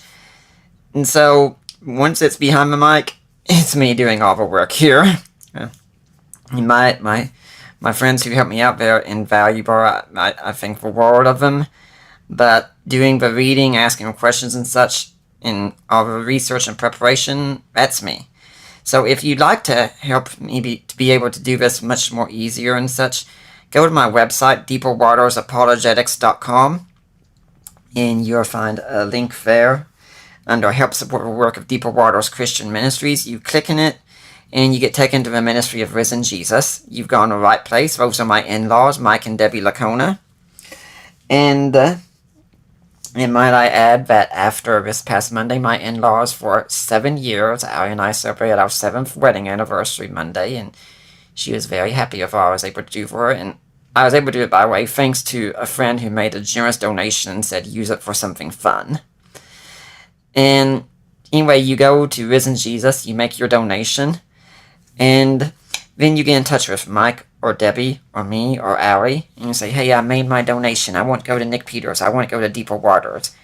And it will be made sure that we get that donation, and it is tax deductible. You can also buy books that I've either written or co-written. Written is a Creed for the Ages, the Apostles' Creed in Today's Christian. Co-written, or books like Defining Inerrancy, God and Natural Disasters, or Groundless. There's others there. And then, guys, like I said, we just got done celebrating our anniversary. Now, Allie's got a condition that she can't wear jewelry for a long time. But she does still put on her wedding ring at times, like when we go out in public. But she doesn't wear it permanently because of this condition. But for the most part, women love jewelry. I'm not sure if you noticed this, but they do. You can go to the jewelry store we have and get in touch with me if you want to know how to do it. And it's Premier Jewels. My friend Lena Klester handles that.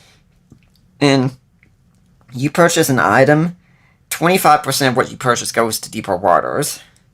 And so, guys, like I like to tell you, you can go and you can buy something, and you can buy some of your lady to make up that recent screw-up that I know you did.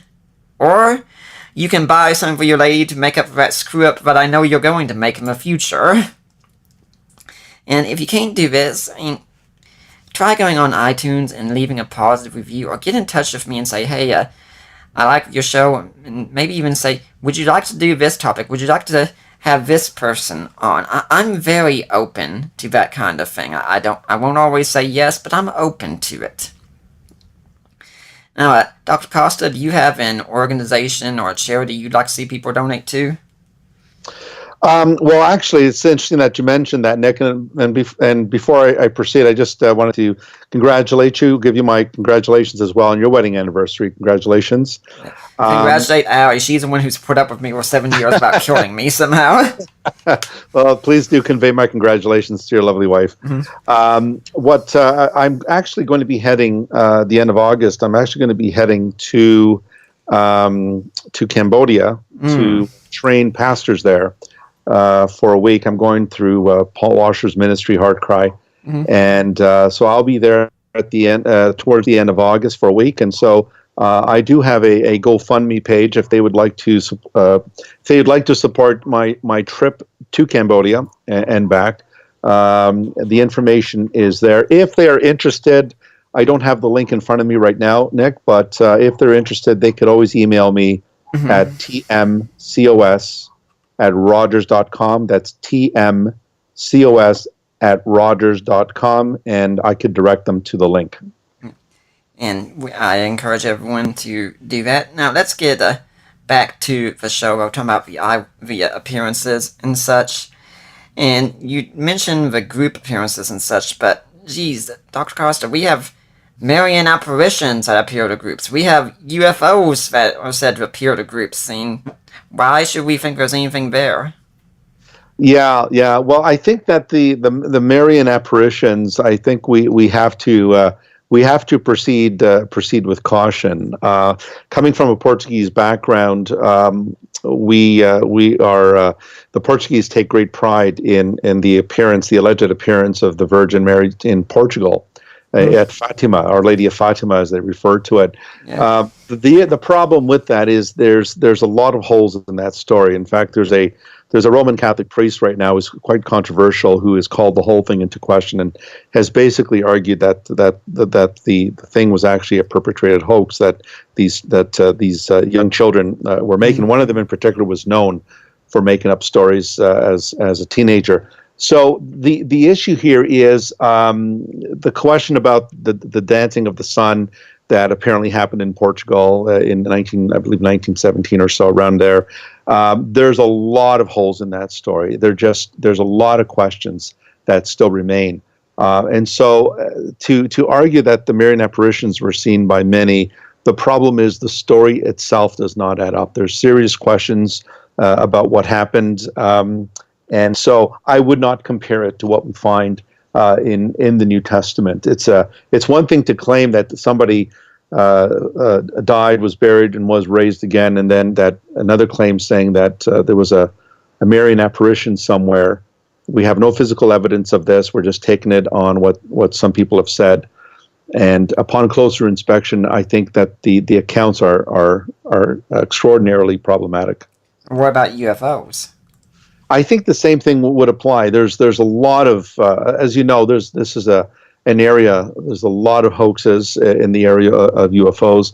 I'm not denying that there is a supernatural element. I do believe that there is a supernatural element to the so-called UFO phenomena. I think personally that it's demonic. It's diabolical.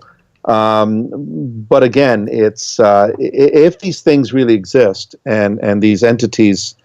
These ultra-dimensional dimensional entities exist, and they can appear. I wouldn't doubt that can happen. But I think the resurrection of Jesus is something very different. I think it's something very unique.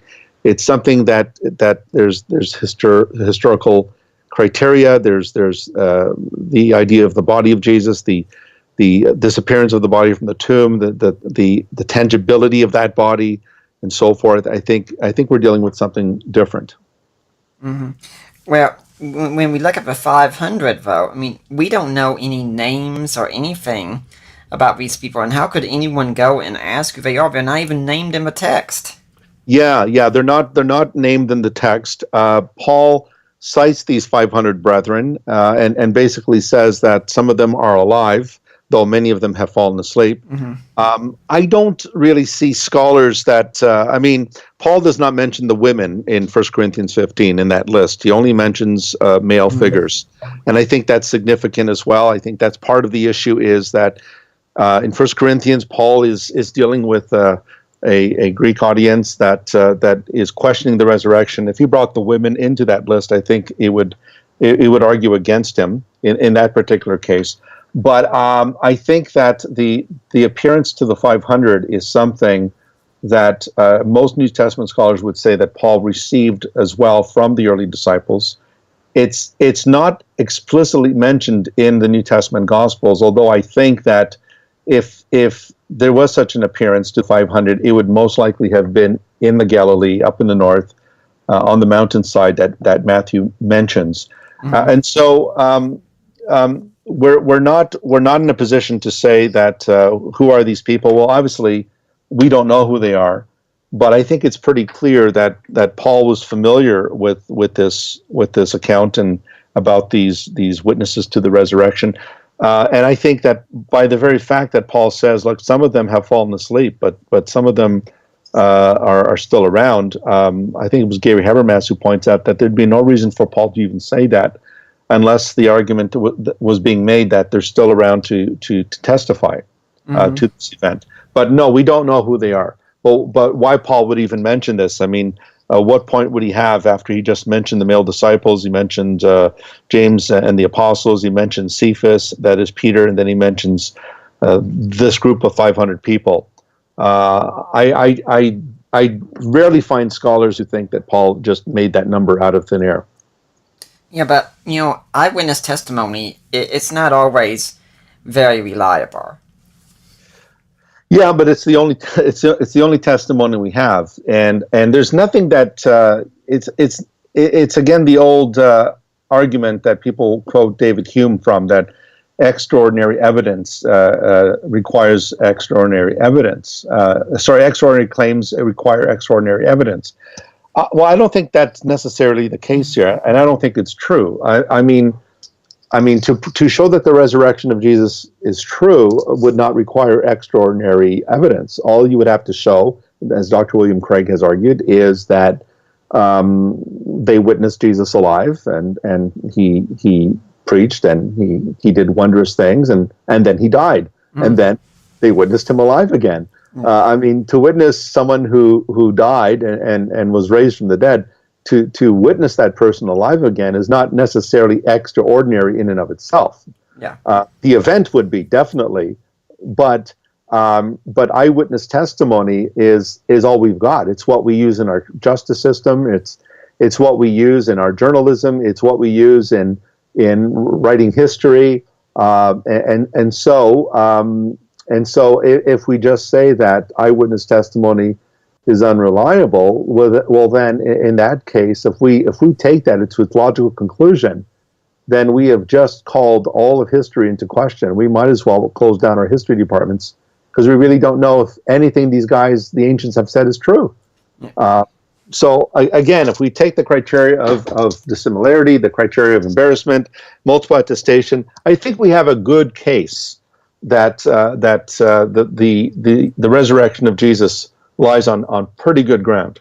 Yeah, I was listening to Matt Dillahunty do a review of his debate with my father-in-law, Mike Lacona, today, and he did say that, they interviewed people a year and then I think 3 years after 9/11 took place, and their memories were quite different.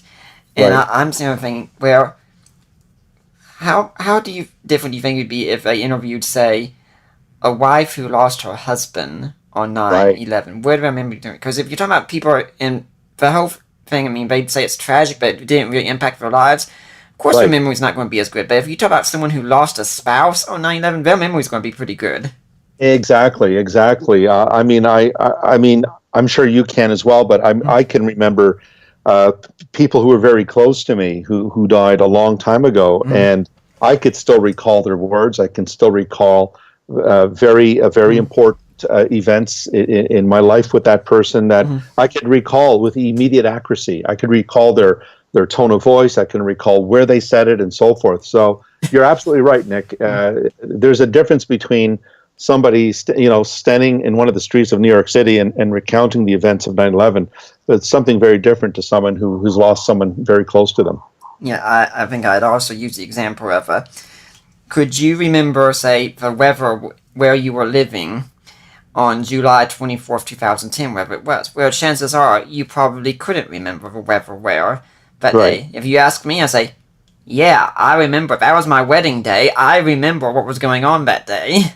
Right. And I remember where I was when 9/11 happened, when I heard the news. Yeah, or so do I. Most people would remember, for example, I guess our parents and grandparents, they would remember where they were when they heard the news that JFK was assassinated in Texas, or the news that when Walter Cronkite came on and declared that JFK had passed away.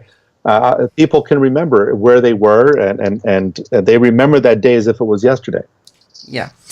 Now, we did look at this a bit earlier, but, Dr. Costa, don't you know that all the Christians did was they stole this kind of idea from pagan deities like Mithras and Horus and Dionysus and all these others, that everyone had a dying and rising God, and the Christians just made one up for themselves.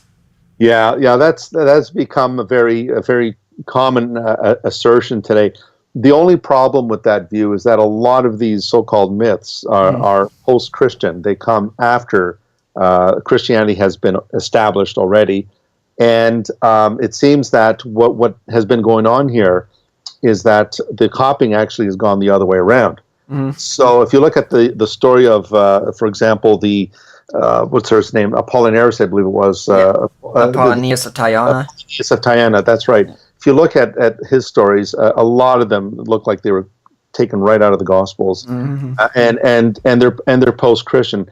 And the other problem here too is that the belief in resurrection among the Jews was a belief in resurrection of the body. The pagans did not have a belief in the resurrection of the body. One thing about Greco-Roman religion was that once you died, you went to Hades, and there was no return, other than the myths of Hercules going down into Hades and rescuing, his lover and so forth. But the idea in the Greco-Roman world was once you died, that's it. You would go into Hades and you would dwell there.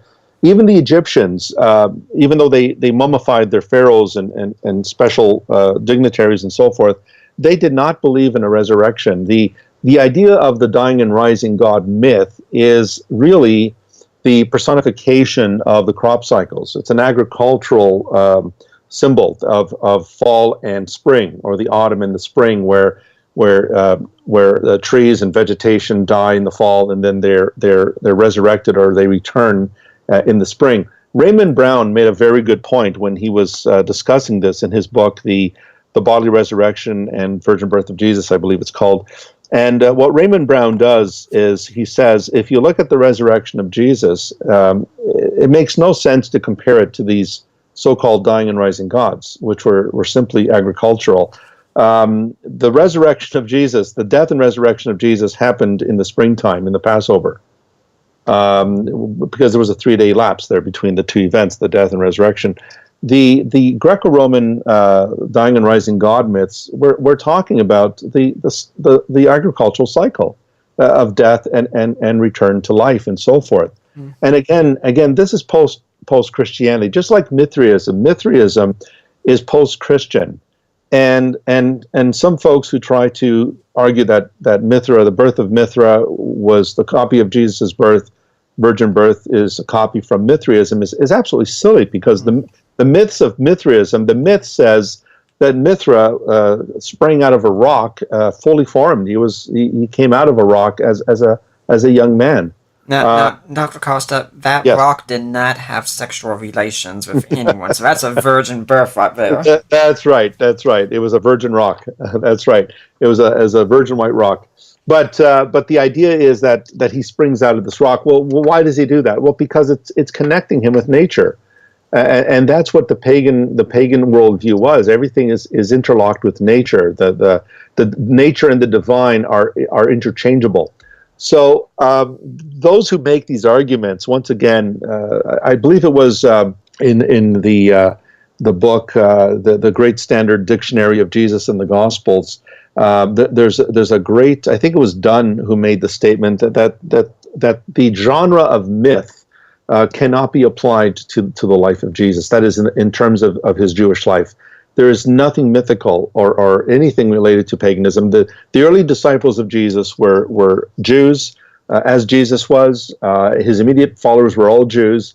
They found paganism to be repugnant. They were dedicated to the Torah. They were dedicated to the one God Yahweh. And for them to borrow from paganism is something that would have been absolutely reprehensible to them. They eschewed paganism. They eschewed the gods of Rome and Greece and all the other gods, and that was precisely the reason why they came under the persecution that they did, was because they refused to acknowledge Caesar as Lord, as a rival to Jesus Christ as King and Lord. Yeah, I kind of wish I could just go to all these people who argue this kind of thing on Facebook and say, if you see it in a meme, be very suspicious of it and realize that just because someone has a blog or a website or a show, and that includes me, even I don't include myself, it doesn't mean they're right. Go back and check the best sources. Exactly, exactly. And so when people watch Zeitgeist, and they come to the conclusion that the life of Jesus was simply the copy of Horus, and Horus was baptized, and that Horus had 12 disciples, and really these really silly assertions that are made, that have no basis in reality. There are no footnotes, no endnotes. There's no source material. So a lot of stuff is thrown out there, and the other problem is the moment someone sees a similarity between, let's say, well, the story of Jesus, and then, well, we got this myth over here. The moment they see a similarity, they assume that they confuse similarity for sameness. And I think it was Samuel Sandmel, a great scholar who once wrote a great article called Parallelomania, and he talked about how scholars sometimes fall into this trap of parallelomania, where they see parallels between various documents, and then they assume that they all come from the same source. And that's the problem is, listen, similarity, I mean, an elephant and I and an elephant, we both have ears, but just because we both have ears doesn't mean that I'm an elephant. So similarity does not mean sameness. And of course you're going to find the tension between light and darkness in the ancient world. Of course you're going to find the tension between chaos and order and so forth, that of course the Hebrews also saw, and the Canaanites also saw. But to conclude that they're talking about the same thing, or they get this from the very same source, is fallacious. Well, Dr. Costa, there are a lot of strange beliefs that rise up and last a long time like Christianity did. I mean, Mormonism, for instance, has thrived here in America, and there were eyewitnesses there, and some of them said they saw the golden plates and such, so why not be a Mormon then? Yeah. Well, there's the witnesses of the Book of Mormon. For instance, there's three of them mentioned in the preface of the Book of Mormon. If you look at these three witnesses, David Whitmer and others, all these three guys later renounced Mormonism. This is an embarrassing part of Mormon history. The three witnesses of the Book of Mormon later renounced Joseph Smith as a prophet and Mormonism, and basically left. Again, you don't see the disciples of Jesus doing that. The other issue is the plates, the so-called golden plates that Joseph Smith retrieved from the Hill Cumorah in upstate New York. When the witnesses came forward and later wrote about their experience about seeing the golden plates, what they later said was very different. What they said was, we saw it, we never actually touched them, he said. They said, that is, they said, we saw it with the eye of faith. Yeah. Now, the eye of faith, as you know, Nick, is very different than actually seeing something with your eyes. And so the eye of faith is what you and I today have in terms of the risen Jesus. Blessed are those who have not seen and believe. And so you and I can see the Lord with the eye of faith, but Thomas and the others saw him directly.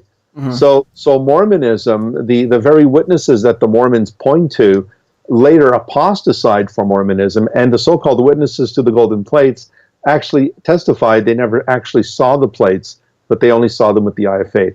So as you could see, mind you, Mormonism is more recent in our history than early Christianity. I mean, Mormonism we're looking at 1830, and that is relatively very recent in our history, and it rests on very shaky ground. Whereas Christianity 2,000 years ago, we have a lot more solid ground to rest on than we do on Mormonism. And I may also add, even if you look at Islam, we have more information on Jesus, early information, than we have for Muhammad. In fact, Muhammad's biography, his earliest biography, is 150 years later. And so when you look at the Gospels, which are couple of decades after Jesus, the Gospels are much earlier in their time frame than Muhammad's biography. Well, something that we can say also, by the way, I'd like to let everyone know that if you'd like a little bit more information on these things that we're just touching a little bit on, I did interview Joe Marva here on the zeitgeist idea of pagan copycats. He's doing his PhD on this, might be done with it already by now. And the last time I interviewed Rob Bowman on the show, we talked about Joseph Smith and his seer stone. We talked a whole lot about the Mormon appearance claims. So if you're wanting more on that, I urge you to go back to those episodes. But Dr. Costa, when you look back at the apostles of the time, I mean, isn't it obvious they were just having cognitive dissonance? Well, I mean, some have tried to argue that psychologically, and what I find is that I have a number of friends who are specialists in psychology and psychiatry and so forth, and it is a very complex subject. I mean, it's very difficult to analyze someone today in front of you. I think it's much more difficult to assess them psychologically from 2,000 years ago. Yeah. And some of the arguments that they use, you'll hear people say, "Well, Peter was just so overwhelmed with grief that Peter just hallucinated Jesus alive again." But then they will apply the same thing to the Apostle Paul. But what we know about Saul of Tarsus is Saul of Tarsus was bent on destroying the Christian movement. He was bent on destroying everything related to the Christian movement.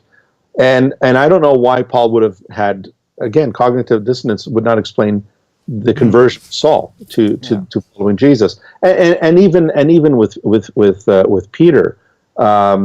He may have grieved denying the Lord 3 times, but I think it's also important to realize that Peter also calls himself an eyewitness to the Lord Jesus Christ as well, and as one who actually saw the risen Jesus and touched him and so forth.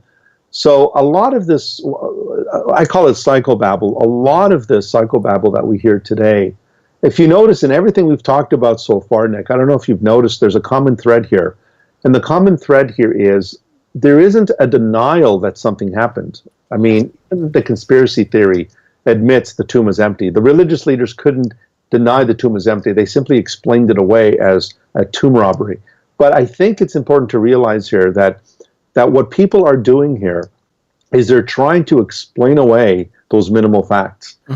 And the reason for doing so, ultimately, I believe, is spiritual, and that is because Romans 1 says that people are suppressing the truth of God in unrighteousness, and by suppressing that truth, they run from God and they refuse to bow the knee to Christ as Lord and become accountable to Him. So when people resort to cognitive dissonance and apply psychological categories to something that happened 2,000 years ago, it's notoriously difficult to analyze people today, much more so 2,000 years ago. So I don't think that the cognitive dissonance explains away the facts that we have. It's very weak. Yeah, and cognitive dissonance, and I say as someone who has read Festinger on the topic, is that the group that holds to the dogma, they usually don't grow too much after the destroying bit. I mean, there are no doubt a few stragglers. I mean, there are people who still believe that David Koresh is the Messiah and that he's going to rise from dead. There are still people who believe that Sabbatai Saveyu is the Messiah and such, but they don't garner much support from outside. No, and I think N.T. Wright in his book Resurrection of the Son of God, he made a very valid point. He said that if you look at first century Messianic movements, he said that they usually ended in one of two ways. Either the Messianic leader was killed, and what they would do is either just abandon the movement altogether, the movement would just cease to exist, or they would join another Messianic movement and pick up the cause. So in the case of Jesus, what N.T. Wright has argued is, look, you have this guy who suffers the death of an accursed criminal according to the law of Moses. Whoever hangs on a tree is cursed by God. And immediately, in the Jewish framework of things, the disciples, no wonder they were dashed. I mean, he not only dies, but he dies the death, the most awful death of an accursed criminal who's cursed himself. And so that would have dashed their Messianic hopes immediately. The fact that what they did was, well, obviously they hid in fear and they were scattered when Jesus was arrested. And you don't find these guys thinking, well, we got to just continue the cause of the master. No, they're disillusioned, they're confused, and no doubt they were upset, they were angry that they've been duped for 3 years. And then what ends up happening is they start declaring that this oxymoronic statement, the crucified Messiah, which is, I mean, when you think about it, is the biggest Jewish oxymoron imaginable. No wonder Paul says that Christ crucified is a stumbling block to the Jews and a It's riddle. not just for Jews; it's for Greeks too. Greeks, yeah, it's a riddle. It's a joke. And so here you have a crucified Messiah who is the Son of God, who is the King, and he's risen from the dead. And so Christianity, when you really think about it, Nick, the only two main streams of Judaism that survived the destruction of the temple, the Second Temple, in AD 70. The Sadducees disappeared because they were the aristocrats who oversaw the temple administration. They were killed off. The Zealots were killed off by Rome. The Essenes, they just disappeared. There's still a mystery exactly where they went, or even if they were in Qumran. The only two main streams that survived were the Pharisees and the Christians. Mm-hmm. They were the only Jewish streams that survived. And Phariseeism morphed into Rabbinic Judaism, and they created the concept of halakha and the Talmud, Mishnah, and so forth. And the Jewish Christians moved forward into the Gentile world, and the church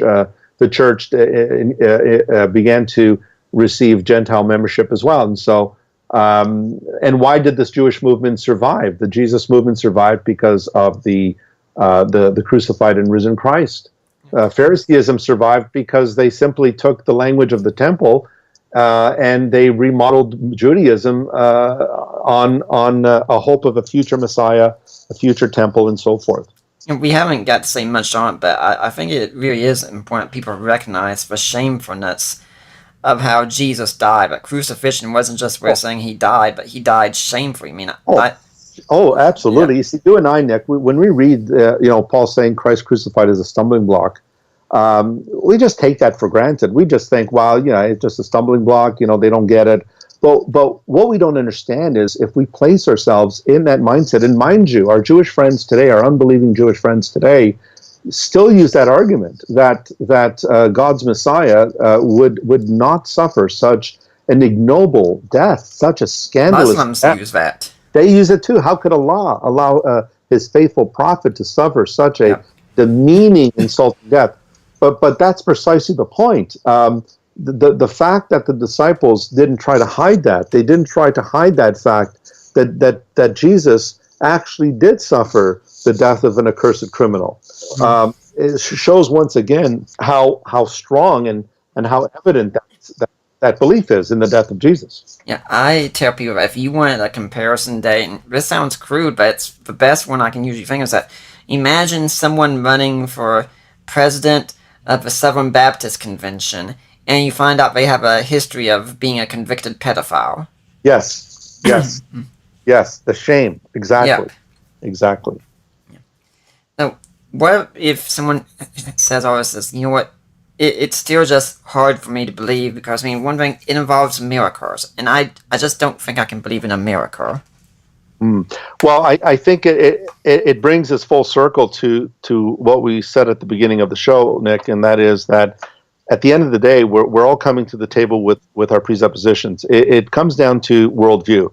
We all have a worldview, and those who listen to this program and say, no, that's your bias. Well, we're all biased. Everyone has a bias. It's called a worldview.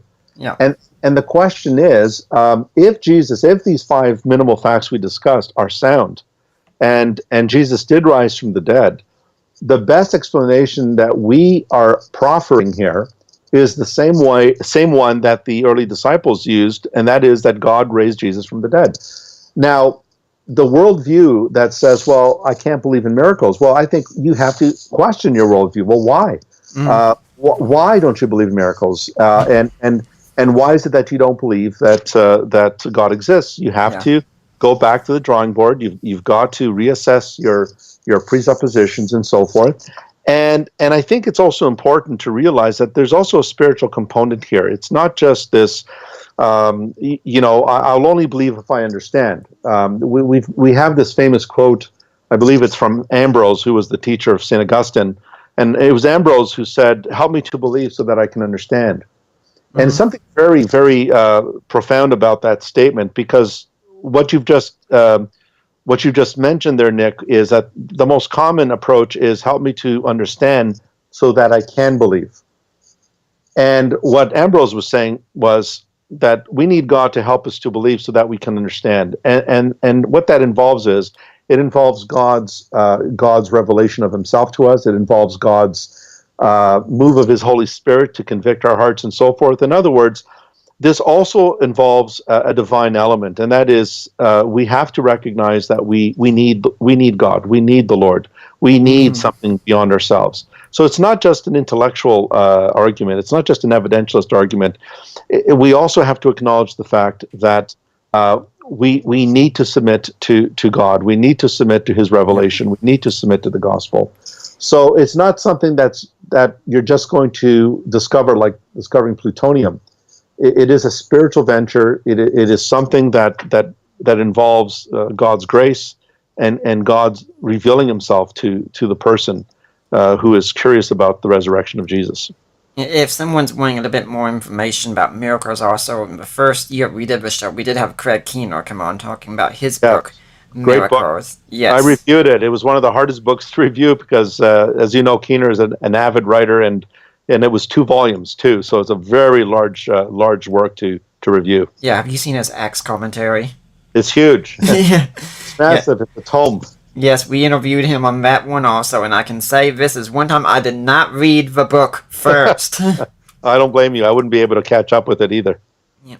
And, when I get engaged with people when it comes down to worldview, I also say because usually it's the burden of proof claim comes up, and I say, look, here's how the burden of proof works. If I make an argument, it's up to me to back it. But if you make an argument, you have to back it. And if you have a denial, you have to give a reason for your denial.